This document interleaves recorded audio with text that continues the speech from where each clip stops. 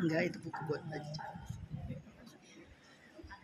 Assalamualaikum warahmatullahi wabarakatuh. Waalaikumsalam warahmatullahi wabarakatuh. Innal hamdalillah nahmaduhu wa nasta'inuhu wa nastaghfiruh wa may yudlilhu fala hadiya lahu. Asyhadu puji syukur kita panjatkan kehadiran Allah Subhanahu wa taala atas limpahan rahmat dan Yayasan Peduli Keluarga Muslim Bahagia Ustadz Muhammad Luluh MMM yang kami hormati pengurus Majelis Taklim Masjid Nurul Huda, Musola Al-Hikmah, Masjid Darul Ittihad, Masjid Baitur Rahmah, dan Masjid Al-Ikhwan. Yang kami muliakan Ustazah Nur Indah Harahap, yang kami muliakan Ustazah Nyi Madlina, serta seluruh tamu dan peserta yang hari ini, pagi ini datang. Semoga pada pagi ini berbahagia sekali, insyaallah. Masya Allah.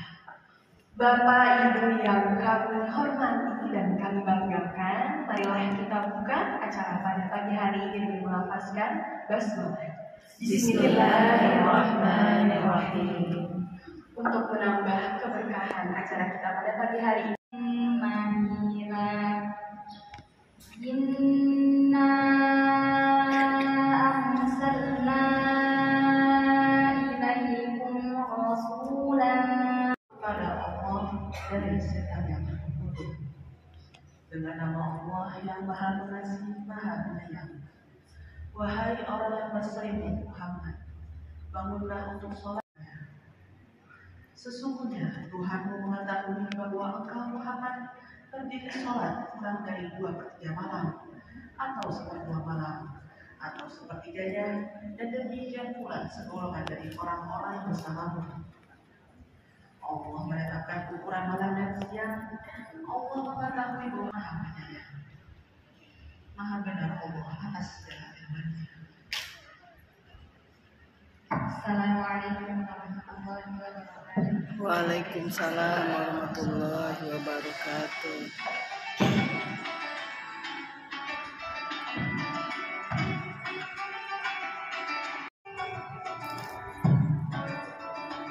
Assalamualaikum warahmatullahi wabarakatuh. Waalaikumsalam warahmatullahi wabarakatuh. Alhamdulillahirabbil alamin. Terima kasih atas sambutan yang telah diberikan oleh Bapak Menko. Melangkah ke sambutan selanjutnya, yaitu oleh Ketua Yayasan Peduli Keluarga Muslim Bahagia, Ustadz Muhammad Luluh MAM, sekaligus izin Ustadz untuk memimpin doa pada pagi hari. Kepadanya kami silakan. Khalana disertasi habis ujian pertama, saya pikir istirahat dulu, ternyata launching mungkin. Jadi alhamdulillah mujahadahnya itu luar biasa, karena dalam hal ini dalam di dalam metode tahsin ini ya, nanti akan dijelaskan secara detail. Ini adalah metode Syamil. Jadi metode Syamil adalah metode yang sebenarnya saat kita melihat dari beberapa metode yang ada, itu ada hal yang barangkali belum ada penekanan secara keseluruhan. Jadi misalkan kalau kita belajar ini metode Syamil menggunakan metode Jazariyah, mungkin ada orang yang kita pernah dengar ngajinya itu ainnya itu sampai pokoknya seluruh bacaan ain semua dari Al-Fatihah, A'udzubillahi minasyaitonir rajim, Nah, ini dia sudah belajar ain doang gitu, tapi nggak belajar yang lain, nggak sempurna ilmunya pada ain. Padahal ada di dalam matan Jazariyah itu adalah sifat ain itu adalah merupakan sifat tengah-tengah, bainal syiddah wa rahawah, tengah-tengah, atau disebut dengan bayinah atau tawassul di tengah-tengah. Jadi bacanya jangan terlalu. Ada juga saya pernah ikut sama sholat maghrib ya, sampai huruf sifat ini, sifat apa? Hamas. Emang dia nggak sifat hamas, tapi belum membaca berikutnya bahwa hamas itu sifat tak itu ada dapat sifat syiddah. Ya. Ajid, kalau hamas kan apa? fahasahu sasun sakat. Sakat. Kalau Ibn Hamas, kalau Mursyidah Ajin Qadir Bakat. Ternyata tak itu ada dua sifat. Selain Hamas dia memiliki sifat Tawas. Sidah, dan sidah ini pengarahkan Kuat. jadi jangan terlalu cukup saja ta kuat saja. Nah itulah kenapa metode ini salah satunya dicoba untuk dibikin, dibuat, disusun. Yang nanti jelaskan lebih lanjut lagi.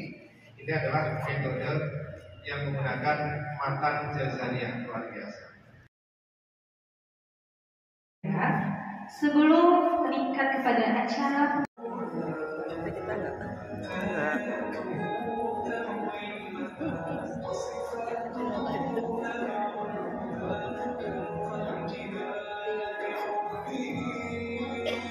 Saya enggak sampai. Bu Winda. Waktu mereka ke Al-Quran teh Al-Quran.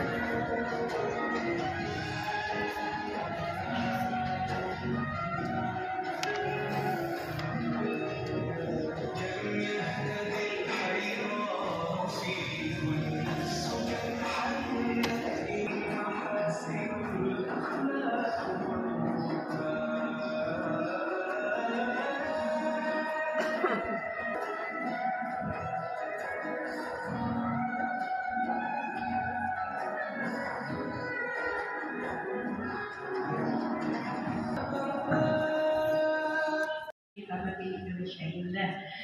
Nah, kali ini Kak Cisna, apa tuh? Nih, alhamdulillah ya kita sudah menyaksikan. Semoga jadi tahsin metode Syamil ini, walaupun hari ini kita baru launchingnya, tapi dilahirkannya itu ya sudah sejak tahun 2023. Masya Allah. Tepatnya kapan ya Kak? Tepatnya tanggal 21 Februari 2023. Jadi pas udah 2 tahun ya Bu ya. Yang perlu kita ketahui ibu-ibu, Ustazah Suhartini ini merupakan dosen Quran Tajwid di Studio Darul Hikmah. Tahu ya ibu ya Studio Darul Hikmah? Tahu ya? Langganan di sini ya. Dosen di sana dan Ustazah Suhartini memiliki 3 orang anak, memiliki moto hidup, yaitu hidup mulia bersama Allah dan dakwah. Ustazah Suhartini juga mendapatkan kuliah S1-nya di Studio Darul Hikmah, kemudian S2 Master Komunikasi Islam UIA atau Universitas Islam Asy-Syafi'iyah. S3-nya itu sedang on the way, sedang menyelesaikan doktor luar biasa di universitas yang sama, Islam Asy-Syafi'iyah. Dan ini bukan main-main lagi nih, Ustaz Suhartini juga memiliki beberapa sertifikat tahsin. Ini diantaranya sudah terpampang di depan. Ada tahsin Qiraati, ada Utsmani yang sudah bersertifikat.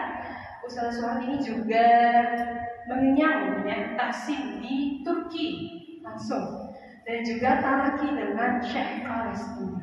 Masya Allah, Masya Allah ya. Dan ketika ternyata selama penyusunan Syamil ini Ustazah itu juga ditemani oleh putrinya. Siapa Kak? Putrinya bernama Kak Mutiara Polita Ramadhani, yang alhamdulillah mari sama-sama kita doakan, yang sedang menyelesaikan studi S2 di Universitas Islam Asy-Syafi'iyah. Jadi selamat nih, sama-sama lagi menyelesaikan studi. Mari kita doakan semoga perjalanan Ustazah Suhartini dan Kak Mutiara Polita ini berjalan dengan lancar hingga akhir ya. Amin ya rabbal alamin. Langsung saja kita panggilkan ya ibu-ibu ya. Pagi hari ini yaitu Ustazah Suhartini dan putrinya Kak Polita. Kepadanya sallallahu ala Nabi Muhammad.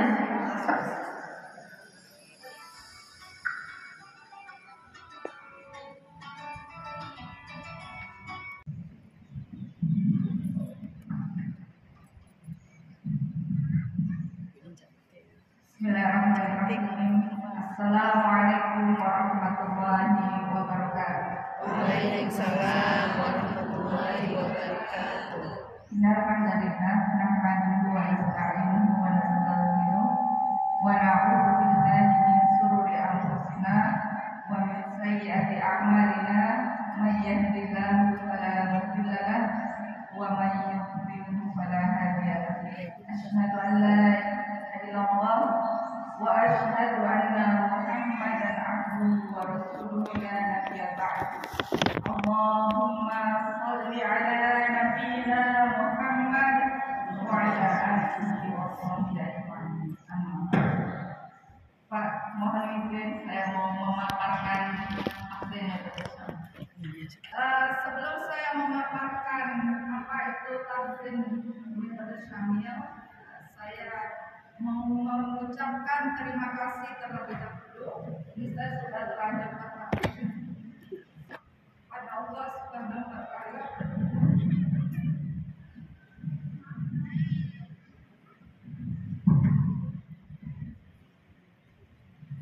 yang telah memberikan demikian banyak nikmat kepada saya, terutama memberikan kemudahan kepada saya, sehingga saya dapat menyelesaikan penyusunan buku Tahsin Metode Syamil di tengah-tengah penulisan disertasi saya. Ya, jadi itu sejalan. Bahkan disertasi saya sempat saya tinggalkan terlebih dahulu untuk menyelesaikan penulisan buku ini. Seperti tadi disampaikan oleh Ustaz. Karena itu saya bersyukur sedalam-dalamnya pada Allah Subhanahu wa Ta'ala yang memberikan begitu banyak nikmat kepada saya, baik itu nikmat sehat, nikmat kepahaman, sehingga saya bisa menyelesaikan penyusunan buku Tahsin Metode Syamil yang seluruhnya ada 6 bukunya. Nanti saya tunjukkan ya. Itu yang dirahmati Allah bahwa selanjutnya saya mengucapkan terima kasih kepada kakak-kakak panitia yang demikian luar biasa bersemangat dan kompak merealisasikan terlaksananya launching metode Syamil pada hari ini. Saya juga mengucapkan terima kasih yang sebesar-besarnya kepada Bapak Naidi sebagai Ketua DKM yang telah memberikan izin penggunaan Masjid Nurul Huda sebagai tempat untuk pelaksanaan launching metode Syamil. Terima kasih juga ya sebesar-besarnya saya ucapkan kepada ibu semua yang telah memenuhi undangan kami, bapak-bapak juga. Terima kasih kami ucapkan yang sebesar-besarnya atas keluangan waktunya memenuhi undangan kami. Dr. Nur tidak hadir, beliau ini pembicara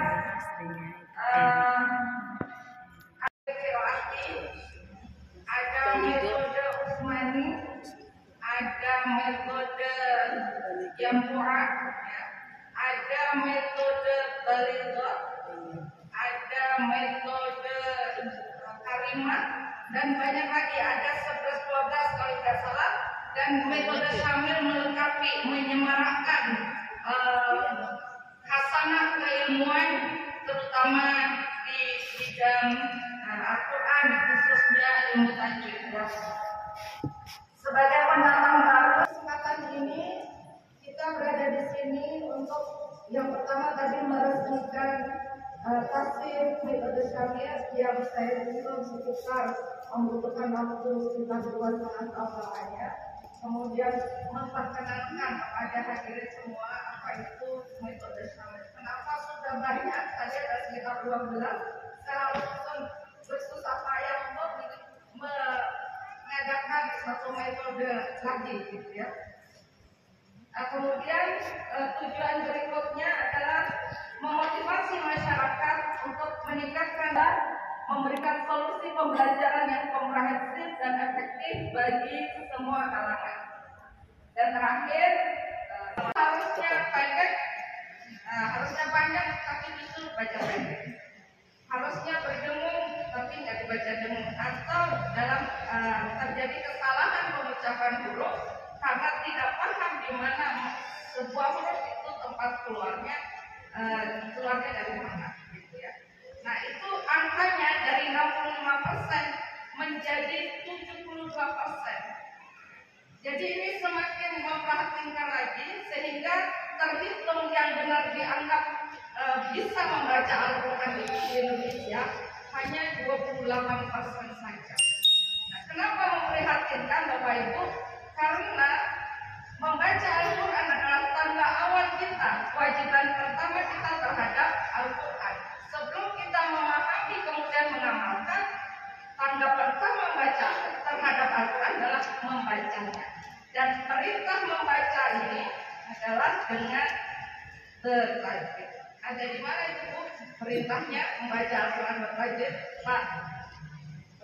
Ada di Quran surah Al-Muzammil ayat. Di situ Allah perintahkan warattilil Qur'ana tartila, dan bacalah Al-Quran dengan tartil. Perintah tartil ini ketika kita kaji secara mendalam dengan menyertakan pendapat para mufassir, mengerucut pada satu pemahaman, yaitu perintah tartil ini adalah perintah untuk membaca Al-Quran dengan bertajwid.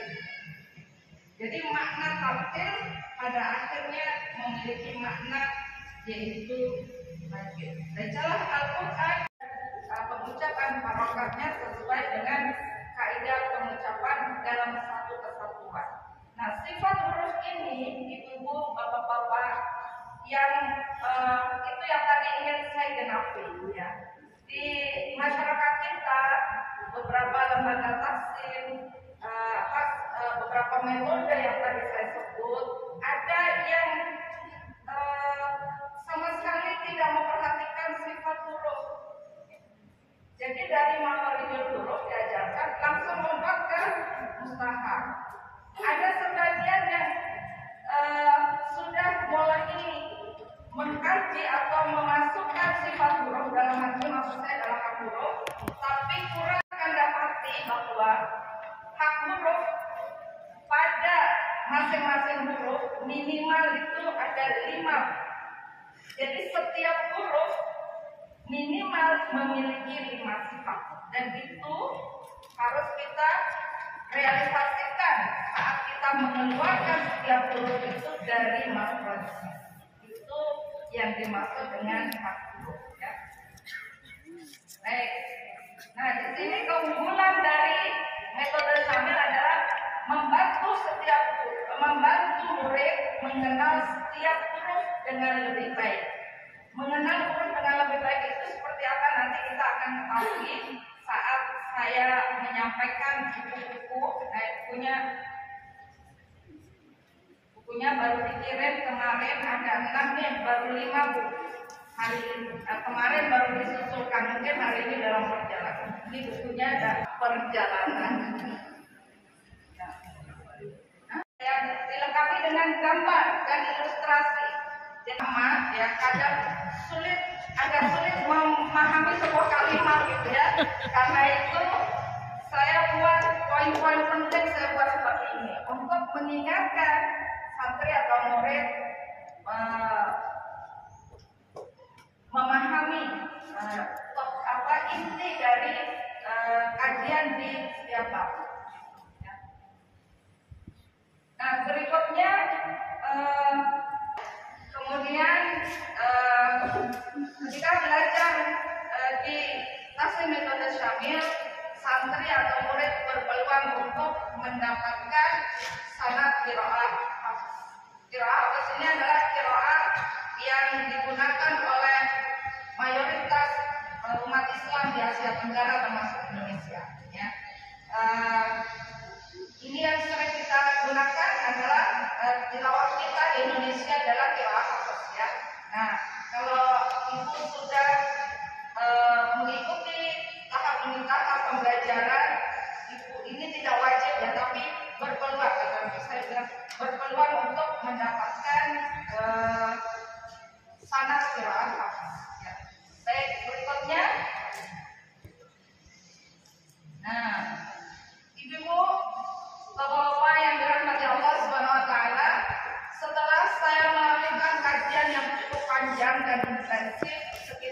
2,5 tahun. Kemudian di situ saya mendapatkan satu temuan pemahaman tentang tajwid. Temuan saya adalah bahwa tajwid itu makhraj dan sifat huruf. Jadi setelah saya mengkaji sepanjang kira-kira 2,5 tahun mengkaji ilmu tajwid secara intensif, saya mendapatkan bahwa tajwid itu intinya Pak hanyalah makhraj dan sifat huruf saja. Jadi artinya kalau saya bilang kepada anak saya, Umi mau ngajar tajwid, itu artinya Umi mau ngajar makhraj dan sifat huruf. Atau ibu bilang ke suami, Mama mau belajar ilmu tajwid, mau belajar tajwid, itu sama juga saya mau belajar makhraj dan sifat huruf.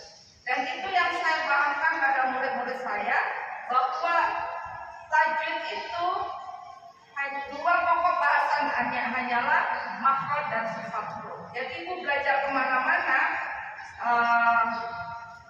yang dikaji kalau belajar tajwid hanya makhraj dan sifat huruf saja. Sedangkan mustahab sifat yang sewaktu-waktu.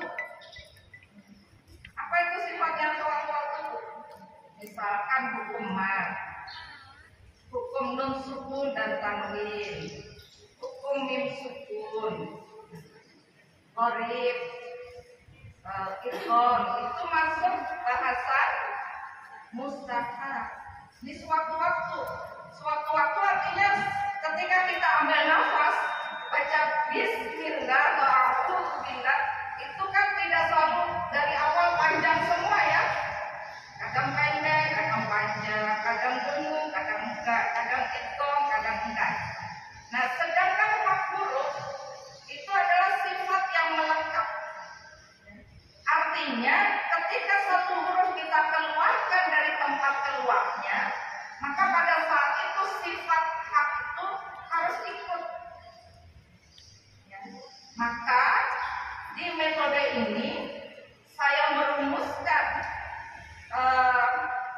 setelah mengajarkan hak huruf, maka saya mengajarkan makhraj, maka kemudian saya mengajarkan hak huruf. Baru nanti setelah itu mustahab. Nah, saya menyusun buku ini 6 jilid tadi sekitar 2,5 tahun. Jadi total 5 tahun saya membutuhkan waktu untuk mencetuskan metode ini. Bukan waktu yang singkat ya. Sekitar 5 tahun saya menggunakan waktu saya untuk menyusun buku tafsir metode Syamil. Nah, jadi inti dari tajwid tadi yang saya kepahaman ya, bahwa kemudian apa yang saya pahami inti saya rumuskan, saya susun ya dalam 4 level. Ya. Pertama level dasar, kedua level lanjutan, ketiga level talaki, keempat level takhir. Kemudian dirumuskan dan disusun pula dalam 6 apa yang saya pahami tadi, bahwa tajwid itu hanyalah makhraj dan sifat huruf saja. Sifat huruf adalah hak dalam level yang ada 4 dan buku yang ada 6. Buku yang ada bapak-bapak yang dirahmati Allah Subhanahu wa taala, di tafsir metode Syamil level dasar itu kita murid belajar makharijul huruf. Jadi murid di level dasar belajar makharijul huruf, tempat-tempat keluarnya huruf. Nah, tempat-tempat keluarnya huruf yang di level dasar itu ada di buku 1. Isinya bagaimana? Tolong Pak Peminta dibuka. Indonesia ini gitu ya. Dia suka level tafsir gitu. Tempat keluarnya. Lalu dia bilang gini, ya Allah, selama ini saya ngaji, saya nggak ketika saya menerangkan di mana makamnya huruf sin, dari ujung lidah bertemu dengan gigi sari bawah, dinding yang atas. Katanya saya nggak tahu selama di mana lidah saya tempatkan ketika mengucapkan sin. Jadi mungkin dari dua giginya dia mengeluarkan huruf sin. Padahal huruf sin itu keluar dari ujung lidah bertemu dengan gigi seri bawah bagian atas di dindingnya, gitu ya. Nah, kata dia, saya nggak tahu selama ini mengucapkan huruf sin ngaji lidah saya ada di mana saat mengucapkan huruf sin itu, gitu ya. Nah, begitu juga ketika kita mengucapkan huruf zai misalkan. Nah, di kita huruf zai itu dalam transliterasinya dari huruf z. Ketika kita mengucapkan huruf z, dua gigi kita bertemu. Zakat, zaki, zamzam, gitu ya. Dua gigi bertemu. Padahal di mana maknanya zai? Tidak di dua gigi, gitu ya. Nanti kita lihat ya. Maknanya zai sama dengan maknanya. Begitu juga saat mengucapkan huruf o. Di mana maknanya o? Kita menjawab pokoknya o keluar aja. Kita akan lihat di buku saya buatkan satu ilustrasi untuk memudahkan kita memahami makhraj huruf itu apa saja, sandarannya di mana. Ibu-ibu, huruf alifah itu pasti ada sandarannya. Ada salah satu murid saya tanya, di mana makhrajnya huruf sin? Ujung lidah bertemu pangkal lidah, di mana huruf sin?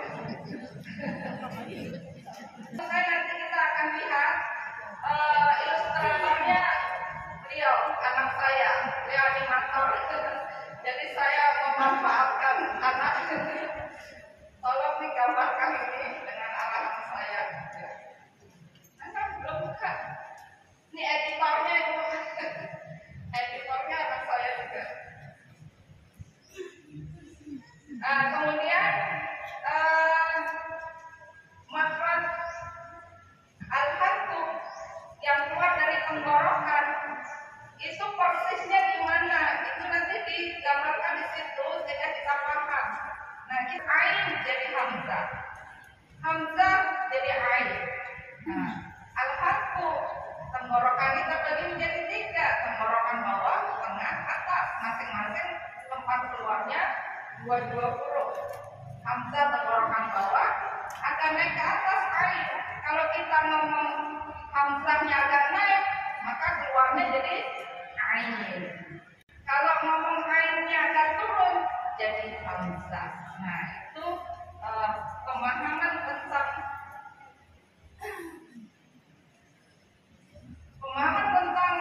di mana setiap huruf itu makhrajnya itu sangat penting. Maka untuk membantu setiap murid santri memahami setiap makhraj, ya, maka saya buat ilustrasinya, kemudian prakteknya. Di level dasar itu praktek makhraj saja, mengeluarkan makhraj dengan benar, belum masuk pembahasan sifat. Bagaimana mengucapkan ain hamzah dengan benar dari makhrajnya? Bagaimana mengucap level lanjutan? Di level lanjutan itu ada 3 buku saya susun. 2 buku untuk belajar latihan hak huruf, 1 buku untuk latihan mustahab. Jadi hak huruf tadi sebagai salah satu sifat penting yang tidak boleh diabaikan itu ada di level lanjutan buku 1, buku 2. Level dasar, level lanjutan buku 1 latihan pengucapan huruf. Di level lanjutan buku 2 latihan pengucapan hak huruf langsung dari Al-Quran seperti tadi disampaikan oleh Ustaz Muhammad Bulut ya. Kita Ramadan lalu saya dibantu anak mantu mengumpulkan Al-Quran yang 1 kolam untuk disusun di buku lanjutan di level lanjutan buku 2.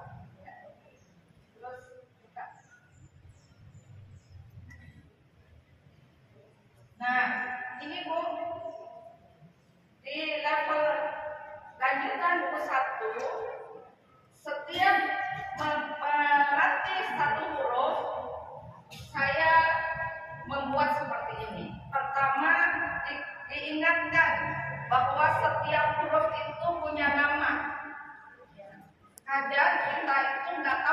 kelasnya, ini huruf apa Bu? Sa katanya. Padahal hurufnya namanya apa Bu? Sin. Ini huruf apa? A. Padahal hurufnya hamzah.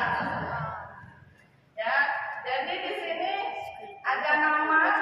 Setiap huruf pertama-tama akan dikenalkan sifat hurufnya. Satu huruf itu apa saja? Satu huruf hamzah misalkan sifatnya adalah al-jahr, al-syiddah, al-istighfar, al-infitah, al-isma. Ada 5. Kelima itu saat kita keluarkan dari makhraj yang kita tenggorokan bawah, kelima hak huruf.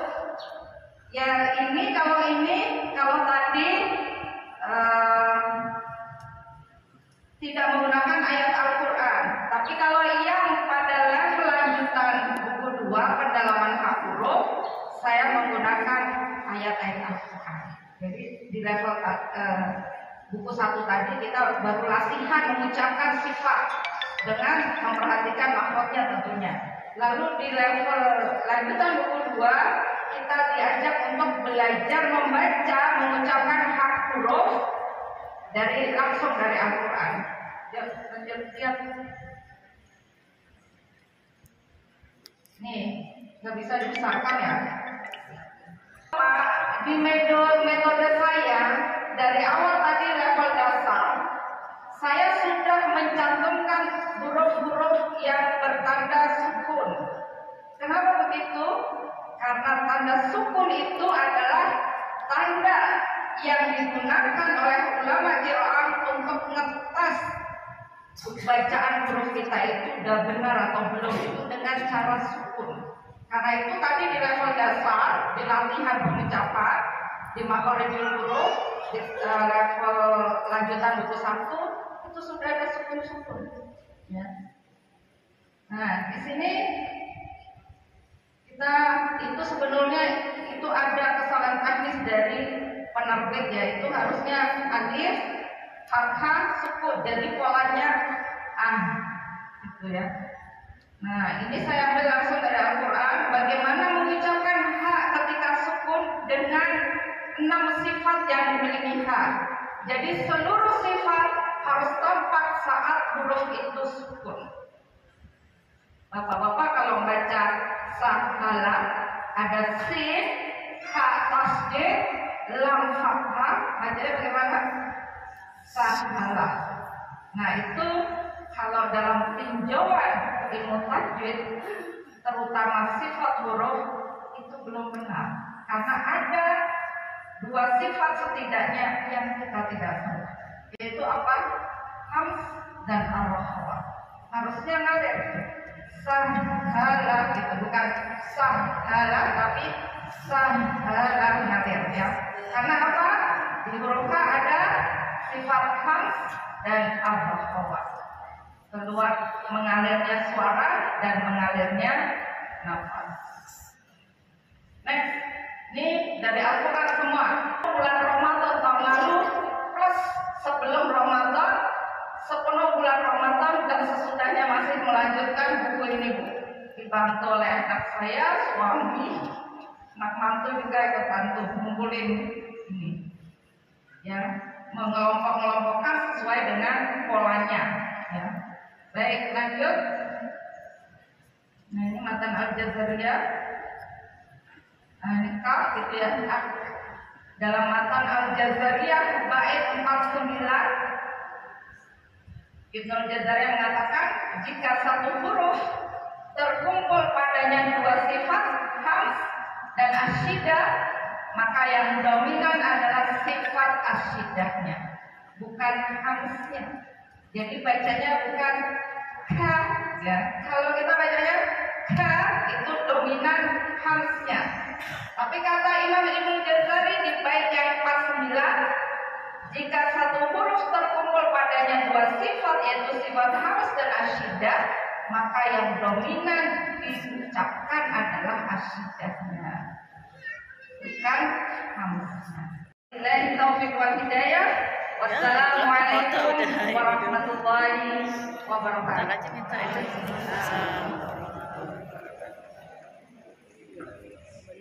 banyak-banyak.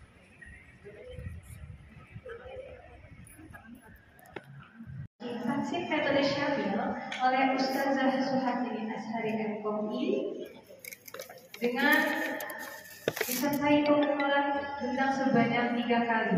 Dimohon kepada Ustazah dan panitia disilahkan untuk maju ke depan. Ini kreativitas panitia punya Masya Allah.